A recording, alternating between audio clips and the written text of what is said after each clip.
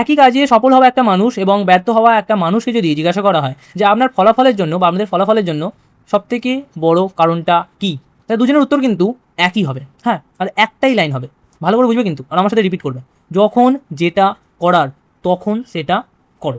খাবার সময় খাও, শোয়ার সময় শোও, ফোন দেখার সময় ফোন দেখো, পড়ার সময় পড়ো, শোনার সময় শোনো, বোঝার সময় বোঝো, প্রেম করার সময় প্রেম করো, কোনো অসুবিধা নেই। কিন্তু খাবার সময় ফোন দেখো না, শোয়ার সময় ফোন দেখো না, শোয়ার সময় প্রেম করো না, আর শোনার সময় নাক চলকাও না। ঠিক আছে? যখন যেটা করার তখন সেটা করো, অর্থাৎ বর্তমানে থাকো, তাহলেই দেখবে সব কিছু ঠিক আছে। যদি তুমি এই জিনিসটাকে না করতে পারো তাহলে কিছু হবে না।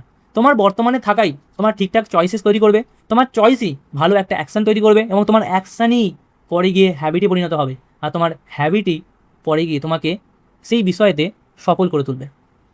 যদি তুমি এতটা শোনার পরেও কিছু বুঝে উঠতে না পারো, তার মানে তুমি শোনার সময় ভালো করে শোনোনি। ধন্যবাদ। আরও একবার শুনে নাও, কোনো অসুবিধা নেই।